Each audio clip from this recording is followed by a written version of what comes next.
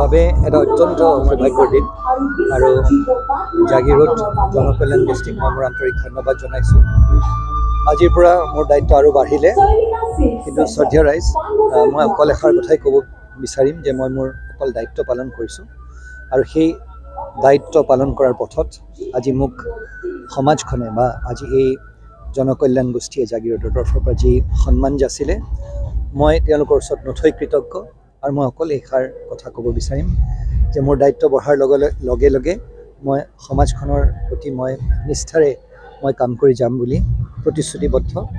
আৰু পুনৰবাৰ মই সকলোকে এই বঁটাটিৰ লগত জড়িত আৰু এই গোষ্ঠীৰ লগত জড়িত সকলোকে মই মোৰ আন্তৰিক ধন্যবাদ জ্ঞাপন কৰিছোঁ। আমি জাগিৰোড জনকল্যাণ গোষ্ঠীৰ তৰফৰ পৰা জাগিৰোডবাসীৰ লগতে সমগ্ৰ মধ্য অসমৰ বিভিন্নজন ব্যক্তিৰ লগত আলোচনাৰ মৰ্মে কলং কপিলী জনসেৱা বঁটা 2023 আমাৰ জিলাৰ আয়ুক্ত চৰকাৰ দেৱাশীষ সমাচাৰক আজি এই বঁটা প্ৰদান কৰিছোঁ। তেখেতে ক'ভিডৰ টাইমৰ পৰা বৰ্তমান সময়লৈকে ৰাইজৰ হকে ইমান কাম কৰিছে, ইমান কষ্ট কৰিছে, যাৰ ফলত বহুত ৰাইজৰ উপকাৰ হৈছে। সকলোৱে জানে তেখেতক, গতিকে এজন সুযোগ্য মানুহক আমিও সাধাৰণ মানুহ হিচাপে এই বঁটা প্ৰদান কৰিবলৈ পাই নথৈ আনন্দিত হৈছোঁ।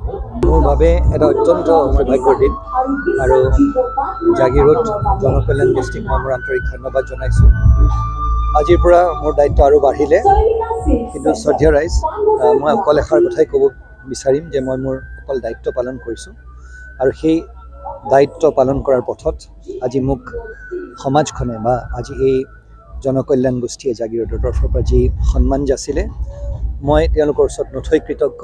আৰু মই অকল এইষাৰ কথা ক'ব বিচাৰিম যে মোৰ দায়িত্ব বঢ়াৰ লগে লগে মই সমাজখনৰ প্ৰতি মই নিষ্ঠাৰে মই কাম কৰি যাম বুলি প্ৰতিশ্ৰুতিবদ্ধ। আৰু পুনৰবাৰ মই সকলোকে এই বঁটাটিৰ লগত জড়িত আৰু এই গোষ্ঠীৰ লগত জড়িত সকলোকে মই মোৰ আন্তৰিক ধন্যবাদ জ্ঞাপন কৰিছোঁ। আমি জাগিৰোড জনকল্যাণ গোষ্ঠীৰ তৰফৰ পৰা জাগিৰোডবাসীৰ লগতে সমগ্ৰ মধ্য অসমৰ বিভিন্নজন ব্যক্তিৰ লগত আলোচনাৰ মৰ্মে কলং কপিলী জনসেৱা বঁটা 2023 আমাৰ জিলাৰ আয়ুক্ত চৰকাৰ দেৱাশীষ সমাচাৰক আজি এই বঁটা প্ৰদান কৰিছোঁ। তেখেতে ক'ভিডৰ টাইমৰ পৰা বৰ্তমান সময়লৈকে ৰাইজৰ হকে ইমান কাম কৰিছে, ইমান কষ্ট কৰিছে, যাৰ ফলত বহুত ৰাইজৰ উপকাৰ হৈছে। সকলোৱে জানে তেখেতক, গতিকে এজন সুযোগ্য মানুহক আমিও সাধাৰণ মানুহ হিচাপে এই বঁটা প্ৰদান কৰিবলৈ পাই নথৈ আনন্দিত হৈছোঁ।